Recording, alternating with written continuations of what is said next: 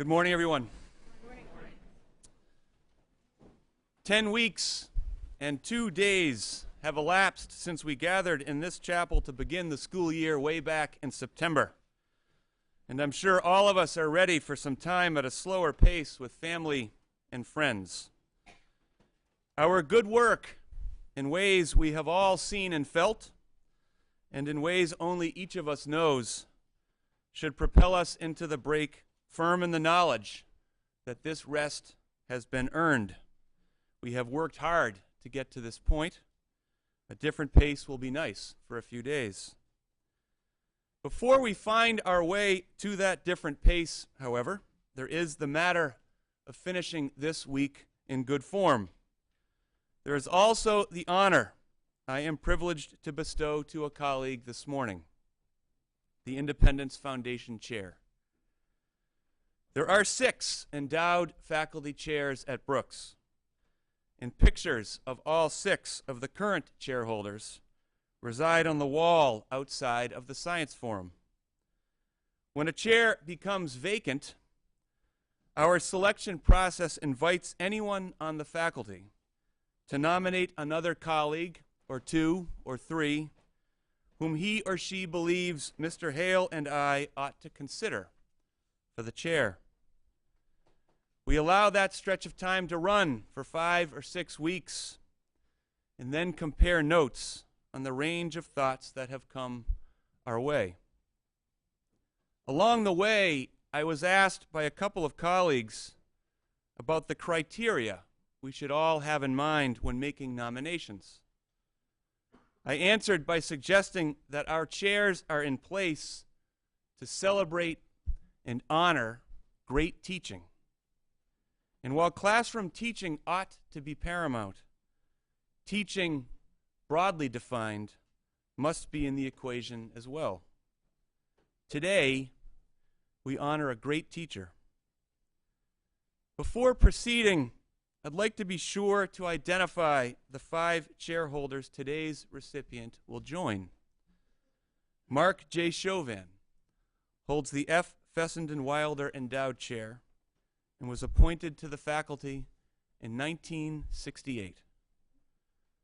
Miles J. Richard holds the Richard F. Holmes Chair and was appointed to the faculty in 1978. Susan B. Hodgson holds the Prince Charitable Trust Chair and was appointed to the faculty in 1982. Douglas G. Burbank holds the Hope H. Van Buren Endowed Chair and was appointed to the faculty in 1986. Donald P. Cameron holds the Waldo Holcomb Chair and was appointed to the faculty in 1989. I would also like to share a few words about the faculty member today's recipient will be replacing as the holder of the Independence Foundation Chair, Mr. Palm. I don't need to tell any of you who have had Mr. Palm as a science teacher or advisor or coach or mentor in some other way about the depth of his ability and impact in and out of the classroom. He is an outstanding teacher in every sense of the word. It is usually the case that endowed chairs become vacant when a faculty member leaves the school, and I'm pleased that this is not the case with Mr. Palm. He remains with us, thankfully. Yet the growing breadth of his work on behalf of the school led the 2 of us to think that this would be a good time for him to step aside. So AP Environmental Science students of his should have no fear.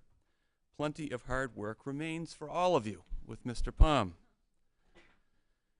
In the 6 years that I've been head of school, this marks just the 2nd time that I have had this privilege, pulling thoughts together in hopes of sufficiently honoring a remarkable teacher and colleague. It was 2 years ago that Mr. Burbank received the Hope H. Van Buren Endowed Chair. In collecting thoughts about his work at that time was a profoundly satisfying experience.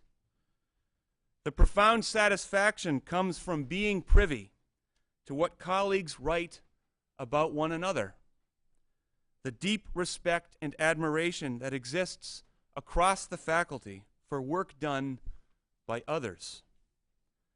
I will never forget a moment ahead of Mr. Palm being given the Independence Foundation chair. I was Dean of Faculty at the time, and I received a nomination from Mr. Palm in support of Mr. Burbank, and then from Mr. Burbank in support of Mr. Palm within a few minutes of one another. Thoughtful, collegial, and admiring words for a colleague each of them felt deserved that chair. Therein lies the greatest challenge in being tasked with making this decision. There are so many members of this faculty who are chair-worthy. Indeed, 10 different members of the faculty were nominated by colleagues for this chair.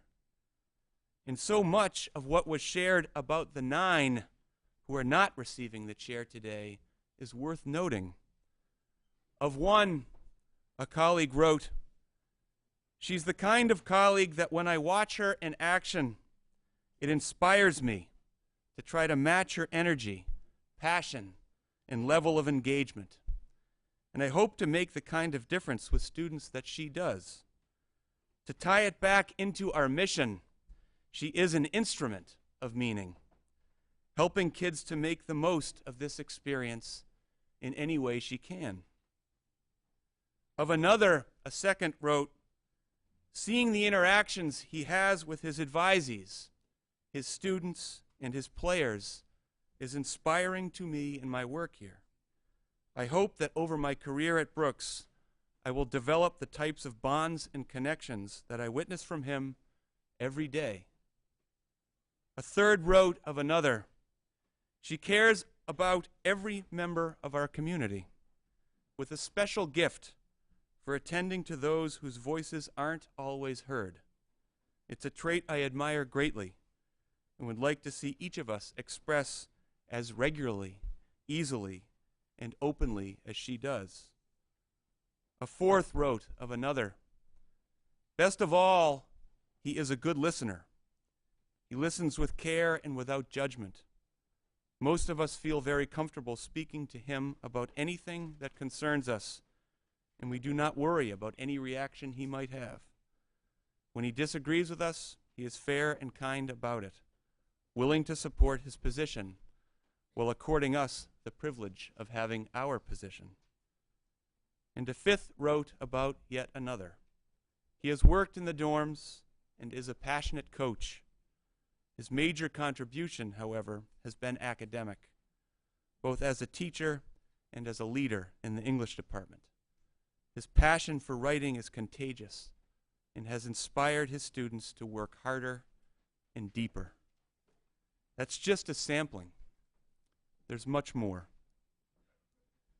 This process underlines how fortunate those of us who work and live this school's life are to do so together, to do so with so much built-in opportunity to learn from examples in the classroom next to ours, on the field next to ours, on the stage next to ours, within a winter term endeavor jointly undertaken, and in all ways that we share our work with students. The process also underlines how fortunate all of you are to be taught, advised, coached, directed, pushed, encouraged, believed in, engaged, and challenged by the women and men who comprise the Brooks School faculty. I don't feel like the school has ever had to persuade the student body of that good fortune. You all reveal your care and respect for those who teach you in ways that are singular and impressive. I feel especially proud of and thankful for all of you and my colleagues today. Fitting, I suppose, with Thanksgiving around the corner. Yet there is just one faculty member we can honor with the Independence Foundation Chair today. She first taught at Brooks in a part-time capacity, beginning in the late 1990s. And thankfully for Brooks School, some momentum was found, success had, and roots in this place were set. I don't know that she thought her life and work here would unfold in the manner that it has over this stretch of time, but she has emerged as an academic leader and team builder at Brooks in ways we needed her to be. Her students and colleagues say it best. One student wrote, "Best teacher I've had. She is a master at her subject, and it clearly shows." Another wrote, "She is passionate, responsible, and caring."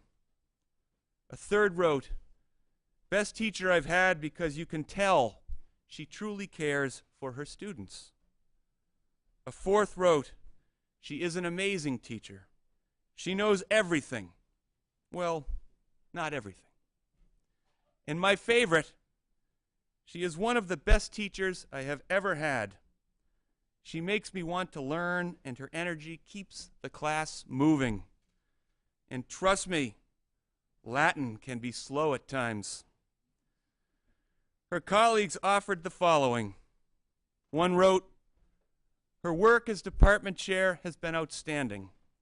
She is a consummate professional, good with the kids, highly knowledgeable, prompt and thorough in her responsibilities." A second wrote, "I respect her quiet and caring manner. She does not seek celebration. Rather, she puts her students and her colleagues out in front." A third described her as someone who realizes our priority should be getting it right for our students. Someone who is willing to speak up, in small groups or large, about issues in a thoughtful and constructive manner.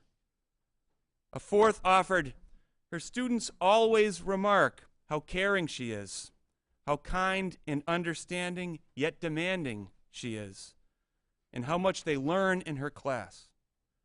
I have watched her mentor and work with a number of new teachers to her department over the years, and she is outstanding at this important task. She addresses with equal ability and professional insight both the larger picture of teaching and the smaller details that often get overlooked. Not content to simply do her job, she is a genuine intellectual who pursues excellence both in and outside the classroom." And offered in his singular way, a colleague wrote that she stands out as a true and dedicated academician, brighter than your average bear. I believe that a truly great teacher has an innate something that gets her or him to that great level. While so much of it can be taught or learned or picked up along the way, some portion of a great teacher's greatness is just there. This doesn't mean that it's easy for these great teachers. The innate something only gives you a chance at being great. There is hard work, constantly honing one's craft, sharing passion and enthusiasm in ways that are infectious, modeling curiosity, integrity, and a love of learning, commanding one's subject matter in ways that don't signal infallibility, but always deepen the possibilities of where a class might go. Appreciating that there are unique gifts, differences, and opportunities in every class we teach. Preparing diligently at every turn. Pushing students to be better critical thinkers and problem solvers. Having and holding students to high and attainable standards that are not one size fits all. Knowing, pulling for, and believing in your students, and making sure that they know of your belief in them. Seeing that the greatest opportunity might lie with the student who challenges us the most. Ultimately, great teachers are great furtherers, a word I find in my head all the time these days.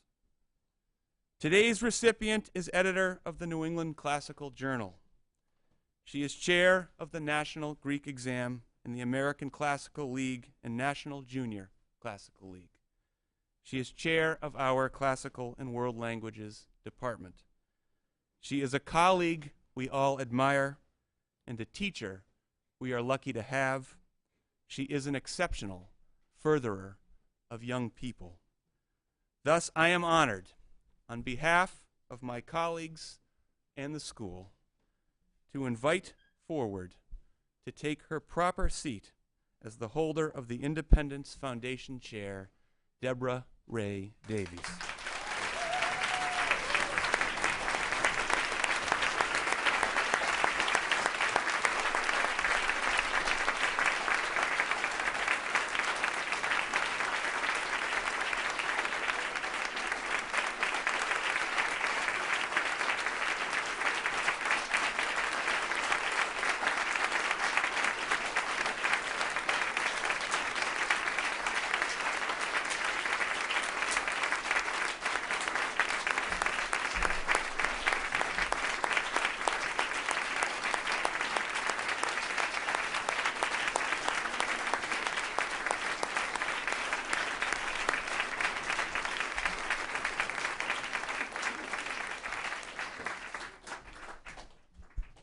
After we finish this morning, there'll be a reception in my house, which is right across the road, as you know. You are all invited to come and congratulate Miss Davies and pick up a snack on your way through. But before we get to that, we're going to continue with our service. We're going to sing the school hymn.